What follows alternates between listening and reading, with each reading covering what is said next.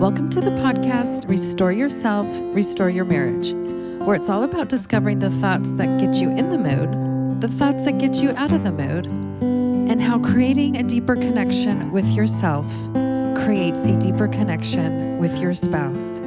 I'm your coach, Shelly Anderson, coaching you through life, love, and intimacy. This is episode number 162, Pressure to Perform. Oh no, this is not good, right? Pressure to perform. Okay, I want to start off this episode by sharing a story of something that happened with me and Nick last week.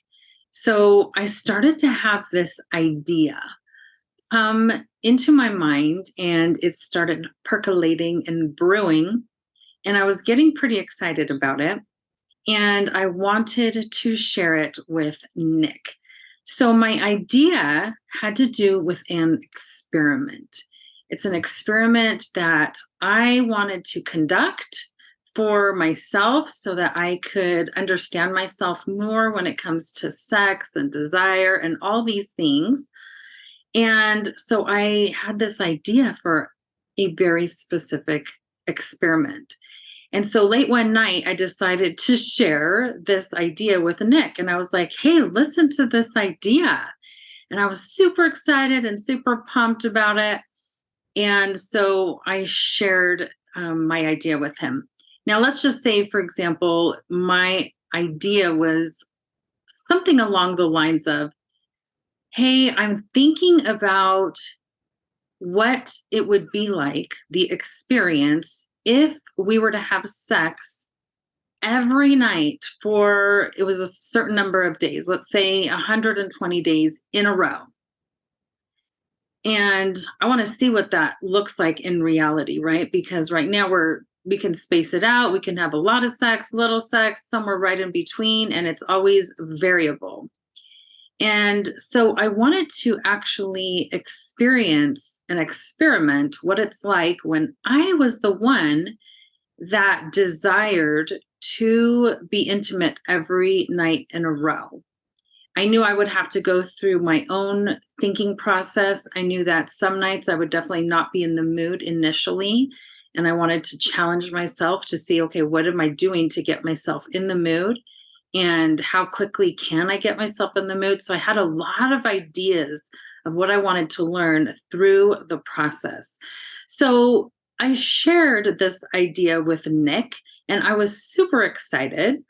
And in my mind, I was thinking, oh my gosh, like, this is so cool. He's going to love this idea because it's coming from me.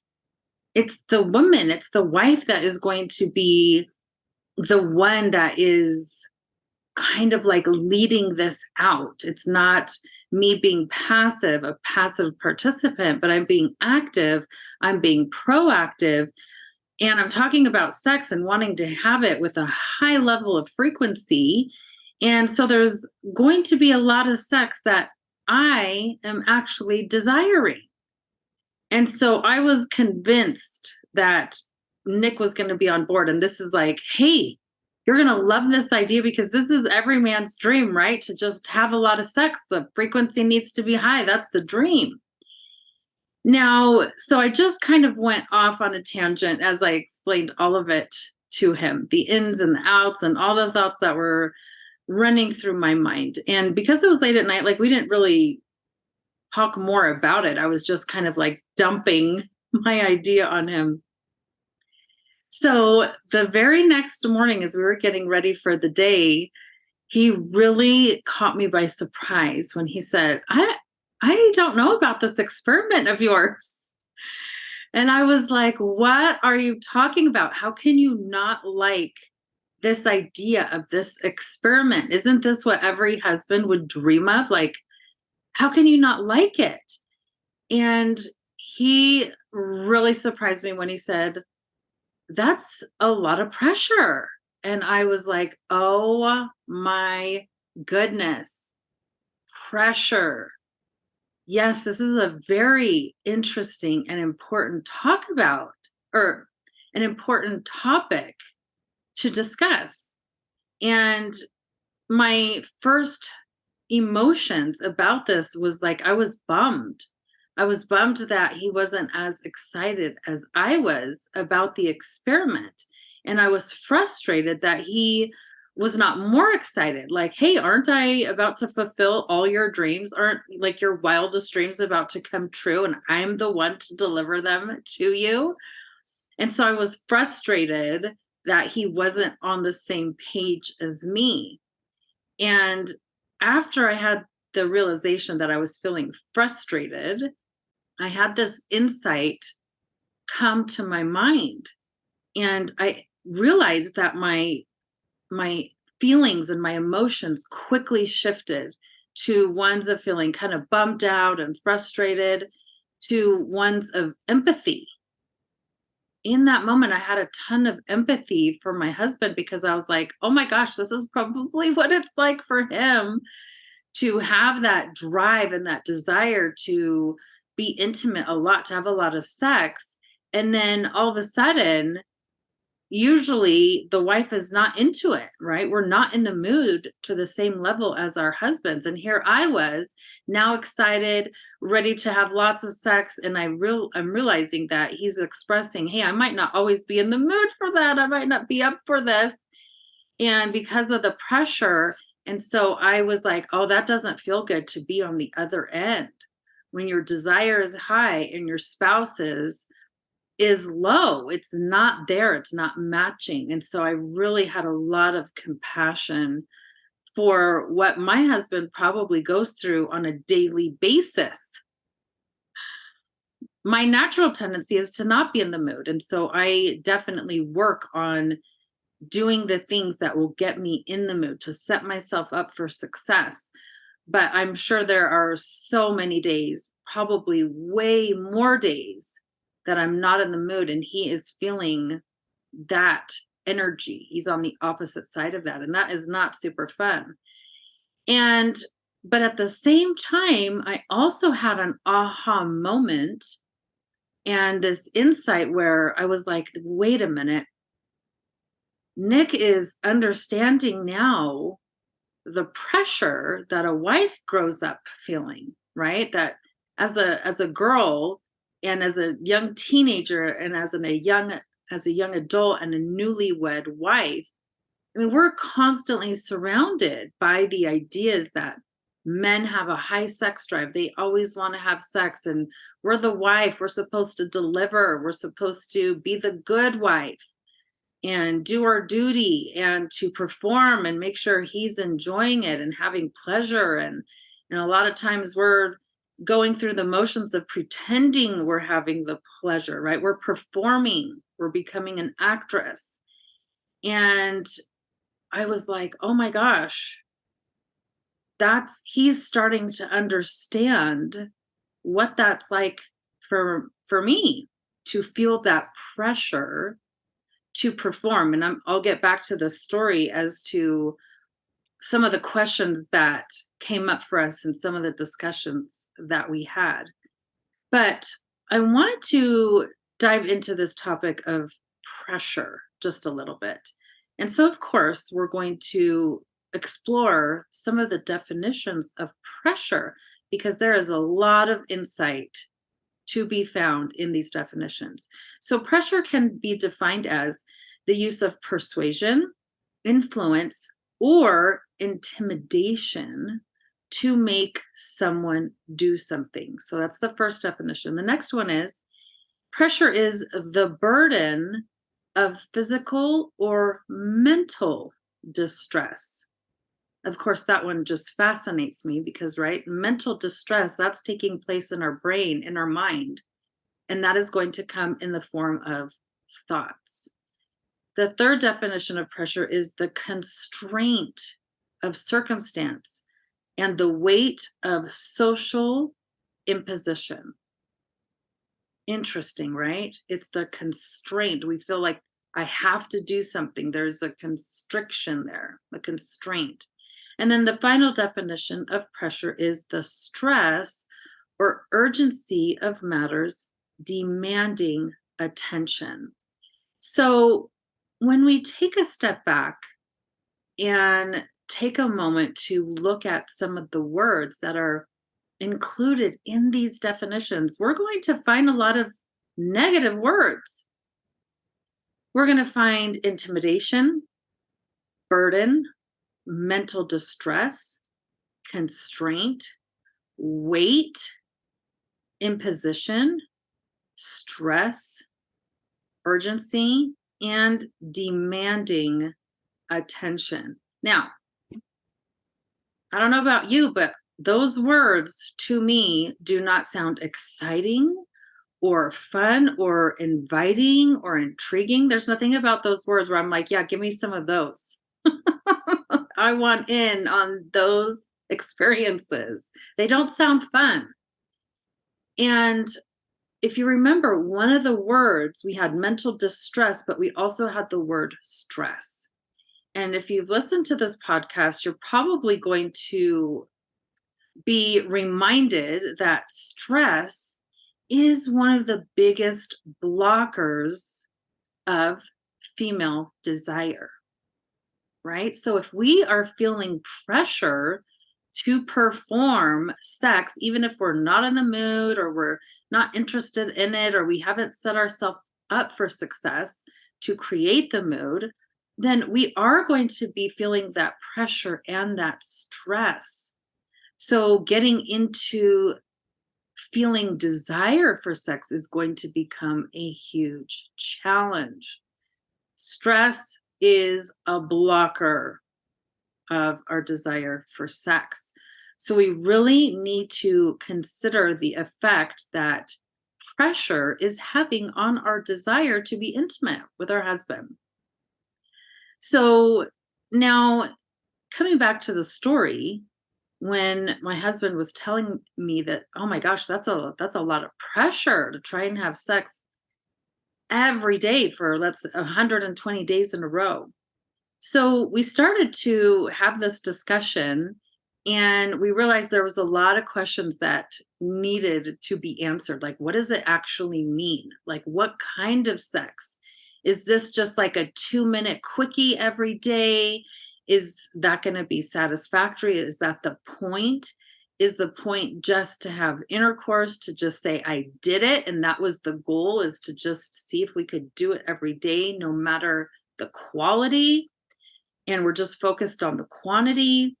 And if that's the case, then maybe success is in the act of just participating in sex, just for self-knowledge, just for discovery, just to say we did it every day. Or is there a different goal? Is the goal to actually get to pleasure for both the husband and the wife?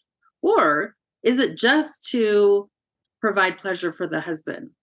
Is it to say, okay, one night we'll provide pleasure for the wife, the next night we're going to provide pleasure for the husband? Is it a back and forth? Or is it going to be pleasure for both the husband and the wife every single night? Because all those are different goals and could easily impact how we approach the experience and the experiment. So if we're only focused on the husband's pleasure, that could be maybe not so daunting, right? Like, oh, that maybe is not going to take so long and not a lot of effort. But if we are focusing on the wife having pleasure as well as part of the goal and part of the experiment, that could be a whole nother ballgame, right? Because we know that women's desire for intimacy and being able to move into the phase of arousal in order to have pleasure, in order to have an orgasm, well, that's not a 2-minute process usually. It can be, it's just not usually that way, especially if we're not thinking and not feeling like we're in the mood, then that process does take more time. So if we are going for the entire intimacy trek, that's a much different type of commitment and experiment, where we are going to have to invest anywhere from 20 minutes, 30 minutes, an hour, 60 minutes into the process. So the level of commitment is going to be higher for both husband and wife, and the level of effort is also going to need to be higher. So the clitoris is going to need a high level of commitment, right? The clitoris needs commitment. It needs a spouse who is committed and is focused on including the clitoris. So, what if the goal was maybe 3 orgasms every night? Okay, again, that's a whole different ball game than just working on getting to one. And all of these things would need to be considered. And as we think about, and as my husband was thinking about, we realized he has a high level of awareness of what the intimacy trek is for women, for me as his wife. So he is no longer living in a land of ignorance where he is only concerned about his pleasure or where that is the focus. He doesn't live in that world. He lives in the world of there are steps, there are components that need to be included for my wife to experience pleasure and for the pleasure part of her brain to be activated, to even want to come back for more the next day. He has a high level of awareness about this. And so he understands his participation in this is not just a fun time for him and just pleasure for him, but that there's going to be a higher level of effort and commitment on his part. So he had that awareness. And that awareness is what led him to also think like that's a lot of pressure to be able to give my wife pleasure to reach her goals every single night, every single day. So as we were having the discussion about this and going through all the different types of goals and scenarios and the concept of ignorance, we were realizing that it makes a huge difference for each woman to have a clear understanding of the steps of the intimacy trek, and also for the husbands to have that same level of awareness and understanding of the intimacy trek. Because if you don't have that, then we're remaining in ignorance, and sex and intimacy does become very, very frustrating and can lead to high levels of frustration, sexual frustration for both the husband and the wife. So really understanding the intimacy trek is one of the best solutions that we can incorporate into our lives to help relieve some of this pressure. It's very hard to even consider receiving pleasure and being involved in pleasure if we don't even understand what it takes to get there. That just adds to the pressure and increases it. So women have never grown up with this luxury of ignorance, of not knowing or not believing that we are supposed to be trying to pleasure our husband. We grow up with that ideal, with that concept, with that sexpectation, right? And once the intimacy trek is learned, then the husband starts to have an understanding of what it's like to have sexpectations put upon you.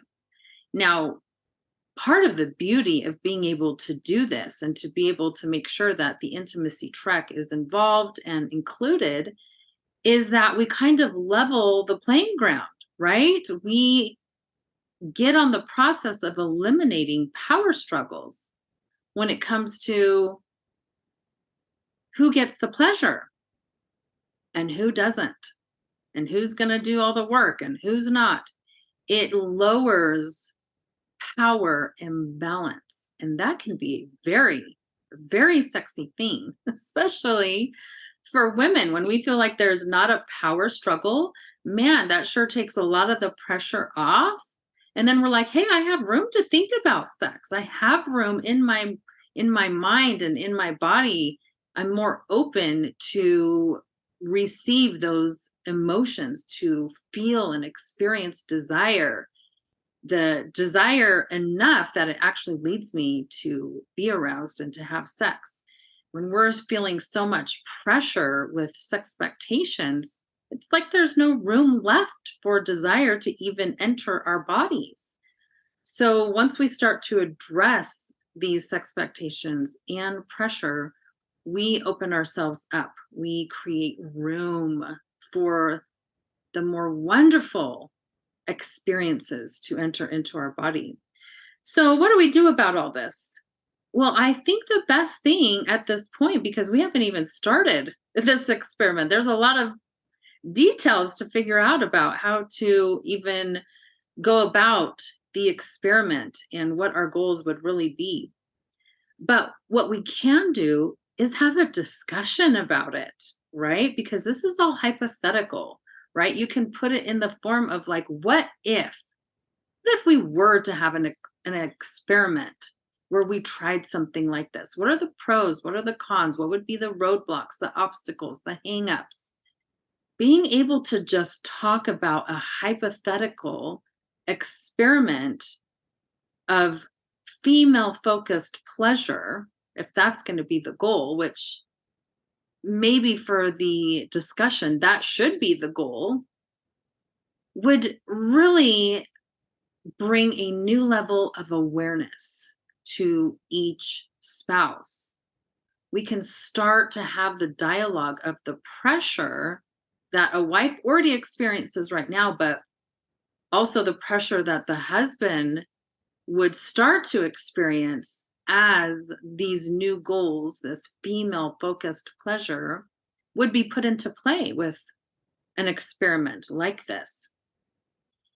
Now, going through with the experiment at this point might not be as relevant as just starting to have the discussion. The discussion has so much value in and of itself because it does bring a higher level of awareness to each spouse. So that means as we are starting to understand that there is pressure involved, there is expectations, we start to clue in a little bit more to what is my brain doing? How is my brain thinking about this? What specific thoughts is my brain having that makes me feel pressure? Thought awareness is a skill in and of itself. It's a fabulous skill to have, and most people don't have it. So being able to jump into a discussion like this will bring a higher level of thought awareness to both spouses. And this is an awesome thing. This is a beautiful, beautiful thing. The other things that will happen, the other benefits, is that each of you will start to also gain a higher level of empathy for being in the other spouse's shoes, what it's like to be on the other end of your spouse when they're not in the mood or when they do feel pressure. All those little intricacies, each spouse will start to develop a greater capacity of empathy. And with that empathy comes a higher level of understanding and a higher level of compassion. Compassion for our spouse and their experience. And this is a beautiful thing. Part of intimacy is wanting to be known, right? To make yourself known, to be understood. And going through this process, this discussion, it contributes to intimacy in a powerful way. And so all of these skills are fabulous and excellent for marriage. So I would challenge everyone this week to have a discussion about a hypothetical experiment that is female focused on her pleasure and just see how it unfolds and allow the discussion to take place and see if this concept of pressure comes up. Allow yourself and your husband or your spouse to tap into that higher level of thinking and higher level of thought awareness. It does good for your marriage. There's no downside, no negative, horrible consequences from increasing thought awareness. So get after it this week. See if you can have that discussion. Because remember, the more you restore this type of intimacy with yourself, the more you restore it with your spouse. Thank you so much for listening today, and I hope you will join me again next week.